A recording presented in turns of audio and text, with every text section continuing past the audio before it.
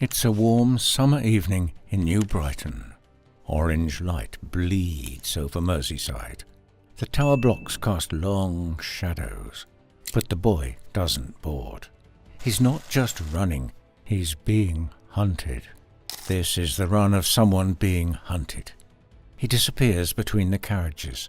His friends are shouting, their voices thin with panic. And then a flash, a crack, a body jerking violently on the tracks. The air smells burnt, and somewhere on the empty platform, someone is just standing there, watching. This wasn't a robbery nor a gang fight. He never even touched the boy, but he did not have to. When Aki follows you, fear finishes the job. What kind of man drives someone to choose between leaping onto train tracks or being caught? And if that seemed dark, it was only the beginning. Soon after, a court banned him from touching muscles. Not once, not twice, but so many times the police lost count. One boy said he could still feel Aki's hands on his legs months later. Another refused to testify without witness protection. One boy explained an inverted piggyback in court. Aki just smiled at him.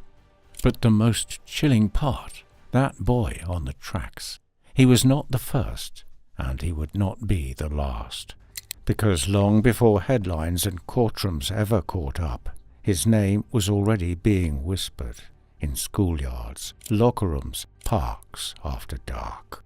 A name whispered like a dare, until they realized the bogeyman had a name. Until people realized the bogeyman was real, and he had a name. Across Merseyside his presence didn't need an introduction. He was simply known as Purple Aki, a figure as feared as he was recognizable, 6'5", built like a bodybuilder, and nobody knew what he wanted. His name echoed through schoolyards, half warning, half joke, but always with fear. One parent called him an urban myth in the flesh, but this myth had a pattern, and it always led to the same disturbing habit. He approached teenage boys, asked how much they could lift, then felt their biceps. Sometimes he made them squat. Other times he just watched in chilling silence. Sometimes he grabbed them, claiming it was to admire their strength. He was never convicted of a sexual offense, but it was serious enough for a judge to ban him from touching or even measuring anyone's muscles, a legal order that had never been used before. And then there's the name, Purple Aki, a nickname that carries more than just fear. The name? A cruel reference to his skin color. Locals used to say he was so black he's purple, a comment Arobieke found offensive and degrading. Even the BBC called it out. The name was racially charged. Arobieke himself has repeatedly protested its use in court and in the press, calling it a form of racial demonization. But the name stuck and became inseparable from the legend it fed, because that is how myths survive. Through repetition, through fear, and through the unsettling feeling that the story might be real. In Liverpool, children were warned, don't let Purple Aki catch you. Some parents used his name to keep kids in line. Others overheard their children using it as an insult. I hope you get attacked by Purple Aki. For the kids, it was a joke. For his victims, it was real. Even more surreal was how far the fear travelled. Youths in Glasgow, hundreds of miles away, recalled hearing the same line, Purple Ali's gonna get ya. Few of them even knew who he was. Fewer believed he was real. But then they found out the truth. He had a criminal record stretching back years, and everything changed. He became something else, darker, harder to define. A man trapped between folklore and true crime. A figure made of courtroom files and whispered dares. half man, half bogeyman, and his story was only just beginning. His name spread long before anyone saw his face. In the early 1980s, rumours started circulating among boys in Merseyside. He showed up near train stations, sports fields, anywhere the strong gathered. Tall, looming, silent. Over time, he got bolder. Victims recalled how he'd stop athletes mid-session, ask personal questions, then, without warning, touch their muscles. He didn't hide it. His obsession was disturbingly direct. Most dismissed it, a muscle-obsessed giant, just schoolyard talk, something boys made up to scare their little brothers. Then came the day it stopped being a myth. June the 15th, 1986, Gary Kelly, 16, spent the day at an outdoor pool in New Brighton, just outside Liverpool. He wasn't alone, his friends were there, but when Akinwale Arobieke appeared, fear took over. "Aki's here!" someone shouted. Gary froze, then panicked. This wasn't the first time. He'd already gone to the police. Weeks of stalking, harassment.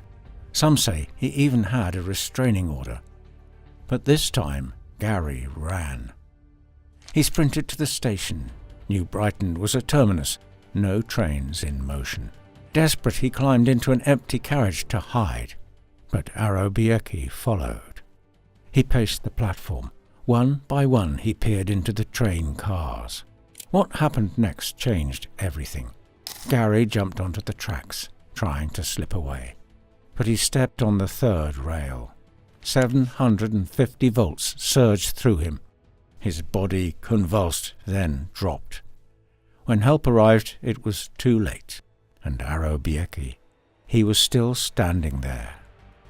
Police charged him in connection with Gary's death. In 1987, he was convicted of involuntary manslaughter, along with assault and harassment charges tied to multiple boys. The court heard that Gary had been petrified in the days leading up to his death. Prosecutors argued that Arobieke had scared the boy to death, not by attacking him, but simply by existing in his path. The judge agreed. Arobieke, then around 25, received a 2.5-year sentence. But the case was far from over. In 1988, the Court of Appeal overturned his conviction. The judges ruled that standing on a platform and looking into train carriages, even if it caused fear, did not qualify as an unlawful act under manslaughter law. There had been no physical harm, no direct threats. Fear alone, they said, was not a crime. Arobieke walked free after serving about a year behind bars. What came next only deepened the bitterness. In 1989, the Home Office acknowledged the case had racial overtones. Arobieke had been one of the very few black men in the area at the time, and his defence claimed that both the police response and witness testimonies had been shaped by prejudice. The government awarded him £35,000 in compensation. For Gary's family, and for many who had believed the fear was justified, it felt like justice had been undone. A dangerous man, they thought, had escaped through a legal loophole. And yet this reversal only gave the myth more power, because now even the system seemed unsure of what he was. A court had ruled that his presence alone could not be punished, but in the minds of those who had seen him, who had run from him, who had warned others about him, it was already too late to separate myth from threat. The conviction had been overturned, the compensation paid, and for a moment it seemed like the case was closed.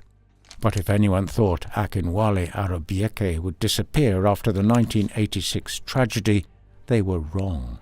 Throughout the late 1980s and into the 1990s, something darker began to take shape.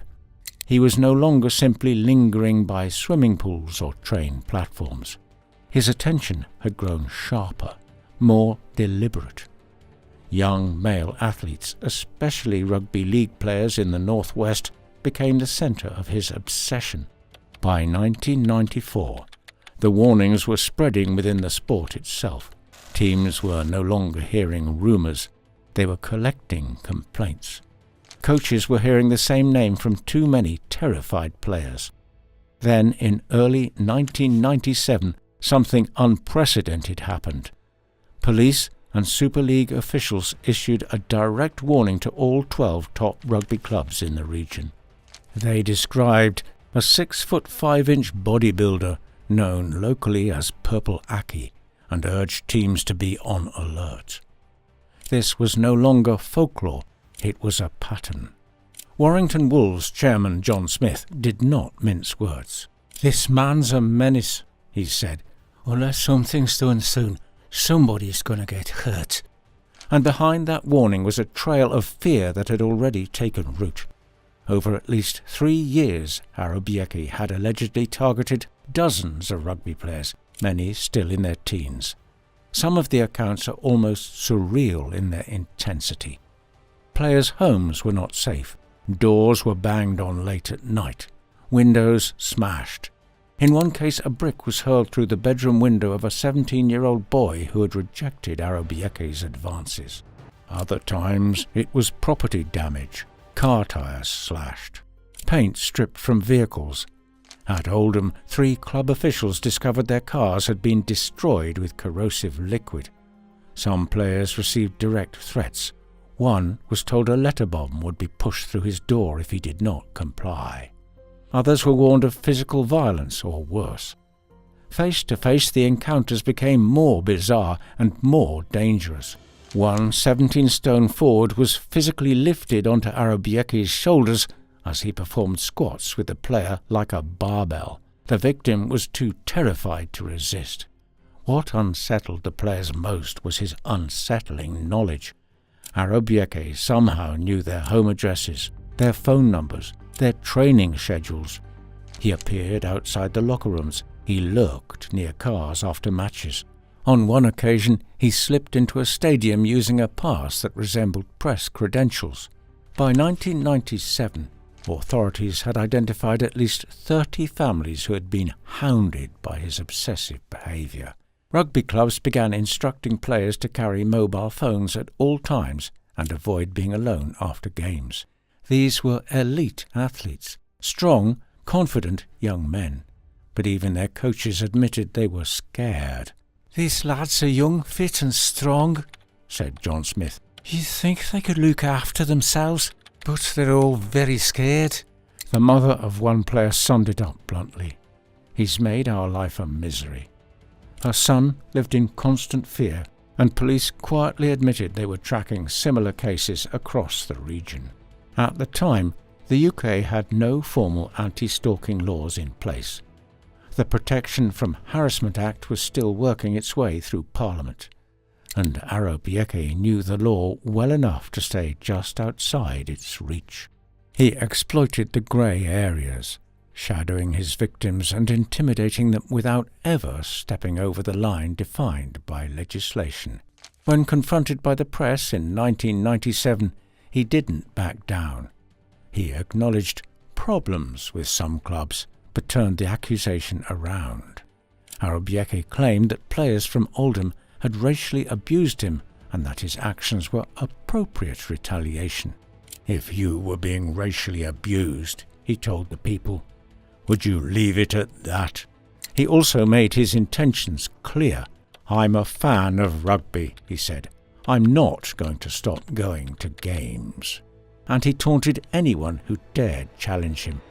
"Nobody's been able to get any evidence against me for anything," he said, adding that if anyone had something to say, they should say it to my face, and he would take the appropriate action. By then, the myth was no longer spreading by rumour alone. It was growing in police memos and tabloid pages. It was whispered at stadium gates, shared in locker rooms, and passed between parents like a warning. Even years later, one online commenter would ask, "Surely every town has a local weirdo. How did this guy's legend spread beyond Merseyside in a pre-internet age? But it had. By the late 1990s, the story of Purple Aki had shifted from a whispered warning to a growing crisis, and the system that had once failed to stop him was about to try again. It had taken nearly 2 decades, dozens of warnings, countless encounters, but finally, in the early 2000s, the weight of it all caught up with him. In November 2001, Akinwale Arobieke was charged with an astonishing 50 counts of indecent assault and harassment involving 14 teenage boys. The charges spanned 5 years, incidents that stretched from 1995 to 2000. Still, even with the scale of the case laid out in court, Arobieke denied everything. He pleaded not guilty.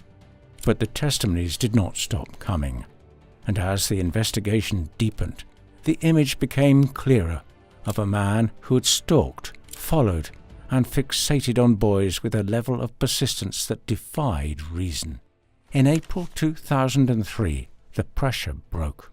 Arobieke changed his plea. At Preston Crown Court, he admitted to 15 counts of harassment and 1 count of witness intimidation. The more serious assault charges were left on file, unpursued but never forgotten. 8 months later, the sentence came down. Judge Edward Slinger described Arobieke as a danger to young men, with a pattern of behaviour that was both strange and obsessive. He handed him down a 6-year prison sentence. But the court did not stop there.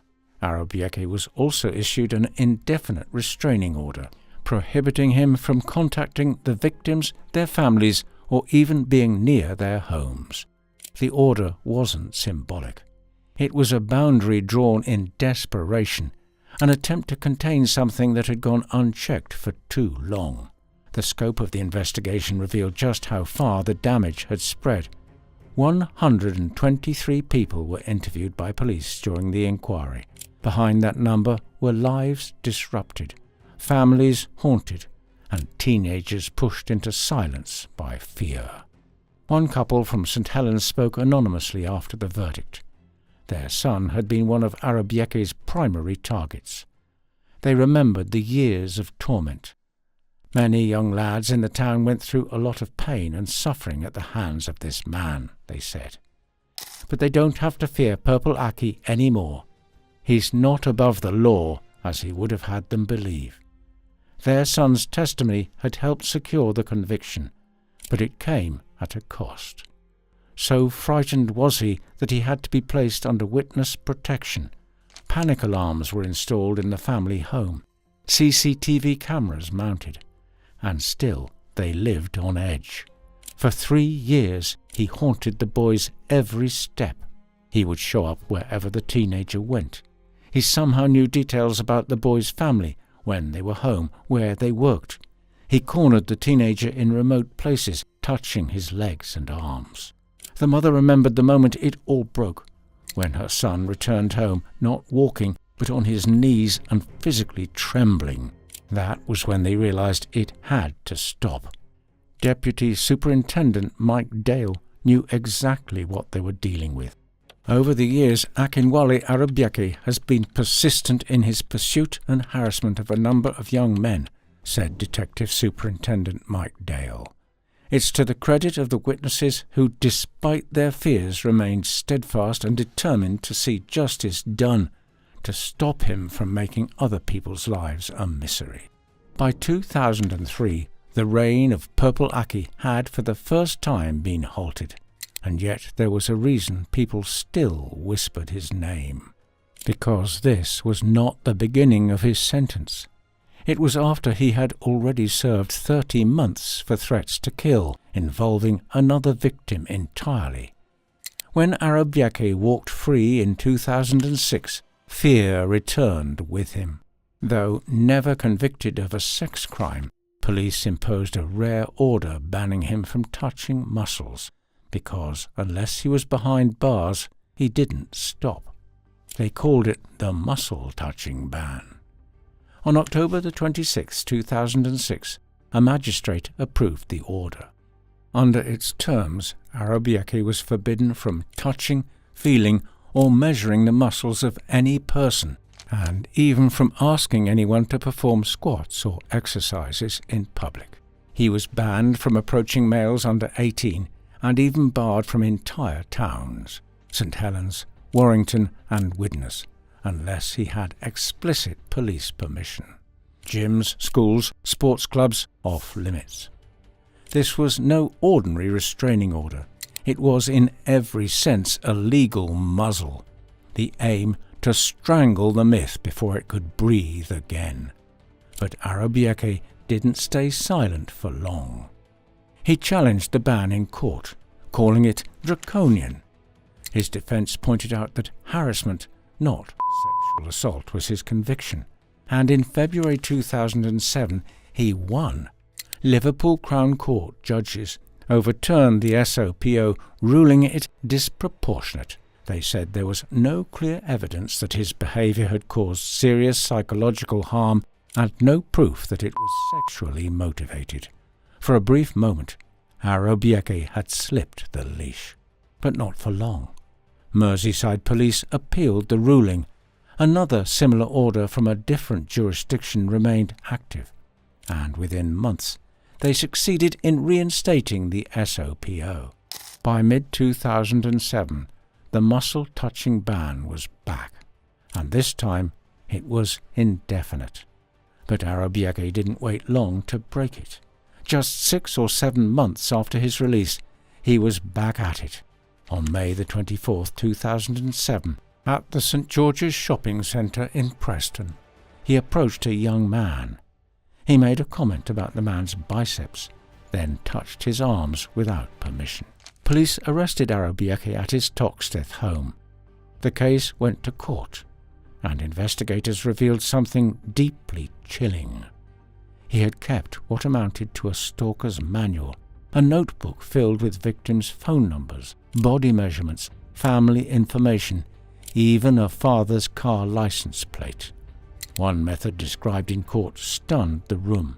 Arobieke reportedly became aroused by forcing victims into inverted piggybacks, a disturbing maneuver that left him with his chin near a boy's lower back, his crotch pressed against their neck, all while squeezing their quadriceps. These details painted a picture that the legal system had long struggled to capture. In 2008, Arobieke issued a public apology in court. "I'm sorry for touching men's muscles. I know it was wrong," he admitted. He called himself infamous, notorious, everything from a bogeyman to whatever. But apologies didn't halt prosecution. In April 2009, Liverpool Crown Court convicted him again for another SOPO breach involving a 17-year-old in Birkenhead. This time, the teen testified from behind a screen. He had been approached, asked how much he could bench, and then realized this was Purple Aki. The boy fled in fear. Later, he said the encounter made him feel physically sick. The judge noted that Arobieke's terrifying reputation preceded him. This, after all, was his 72nd recorded offence since 1980. The court gave him 18 months, and as always, it didn't last. In June 2010, fresh out of prison and supposedly under supervision, Arobieke headed to Llandudno in North Wales. There he approached a 16-year-old boy and groped his calves and thighs. It was a clear breach of the SOPO. This time, Mould Crown Court called him what many had long suspected, a sexual predator. He was sentenced to 2.5 more years in prison. Again, Arobieke claimed innocence. He said he was set up. But the pattern told its own story. Even while locked up, rumours about him raged. In 2012, police had to publicly refute online rumours that Arobieke had died. Twitter buzzed with claims that Purple Aki was gone. Merseyside police clarified, no, he was alive and still incarcerated. His reputation had become mythic. Even his own solicitor at one point referred to him as the bogeyman, known across the region as Purple Aki. He was released again in June 2012 and almost immediately found himself in yet another legal battle. But this time, Arobieke was the accuser. In August 2012, he attended a bodybuilding expo in Manchester. Off-duty Detective Inspector Lewis Hughes recognised him and called the police, saying there's a famous paedophile here accosting people in the toilets. Arobieke was arrested, but there was no proof he had harassed anyone. After 6 weeks in custody, the charges were dropped. Hughes' comment, it turned out, had been unacceptable and unprofessional. Arobieke used the ruling to escalate his defence. He called it a witch hunt. In August 2013, he went to trial again for alleged SOPO breaches in Manchester, St. Peter's Square, Trafford and Bolton. He was acquitted of all charges. He claimed police were chasing him based on his name alone. He cited cases where officers sought out potential victims rather than waiting for complaints. One charge accusing him of harassing D.I. Hughes collapsed entirely when the officer's behaviour came under scrutiny. In 2014, Greater Manchester's police's internal investigation upheld some of Arobieke's complaints. One officer had acted overly confrontational. Another failed to process a grievance properly. It seemed at least in part that his fears weren't entirely unfounded. But the pattern hadn't ended either. In October 2013, Arobieke was on a train from Manchester to Colwyn Bay. He struck up a conversation with a college student, then asked to touch and measure the student's muscles. It was everything the SOPO had been designed to stop. In 2015, he stood trial again. He represented himself. He railed against the press, the nickname, the injustice. He reminded the court that the Press Complaints Commission had warned against using Purple Aki, as it could be racially loaded. But the jury convicted him. He received another 16-month sentence, and this time something shifted, because this would become one of the last times Akinwale Arobieke was brought to court over his muscle obsession. After nearly 3 decades of cycling between prison and alleged persecution, the system and the man himself were approaching a breaking point. The muscle ban era of Purple Aki was nearing its end, but not his story. In 2016, Akinwale Arobieke, now in his mid-50s, convinced a judge to lift the long-standing, muscle-touching ban. The court, citing a lack of recent harm and re-evaluating his behaviour as non-sexual, granted him a second chance. Arobieke promised reform, saying he'd conduct himself properly moving forward. But the myth wasn't ready to die. That same year, the BBC released a documentary titled The Man Who Squeezes Muscles, reigniting public curiosity and controversy. Arobieke accused the BBC of inciting racial hatred, feeling villainized by the media yet again. The show blurred the lines further between predator and pariah, bogeyman and misunderstood man. Despite his legal freedom, the legend of Purple Aki continued to haunt him. In 2017, a Manchester restaurant named a burger after him. Public backlash was swift. In 2021, he was filmed being attacked with fireworks by teenagers on the street, revealing a disturbing role reversal. The feared had become the hunted. Online, his name remained in folklore. On Reddit, in urban legend threads, his story lived on as both meme and menace. In 2022, Arobieke won a civil settlement from Greater Manchester Police alleging years of malicious prosecution. The police paid, not because they admitted guilt, but perhaps because they saw the shadow they'd helped create. He began as a local warning, whispered on playgrounds, a towering figure with a sinister obsession. Over decades, courts tried to contain him. The media tried to define him. and the public turned him into a myth. But myths don't die, they mutate. So, who is Purple Aki now? A predator turned pariah? A man haunted by his own legend? Or something else entirely? Maybe the most chilling part of this story is that nobody knows where the truth ends and the nightmare begins.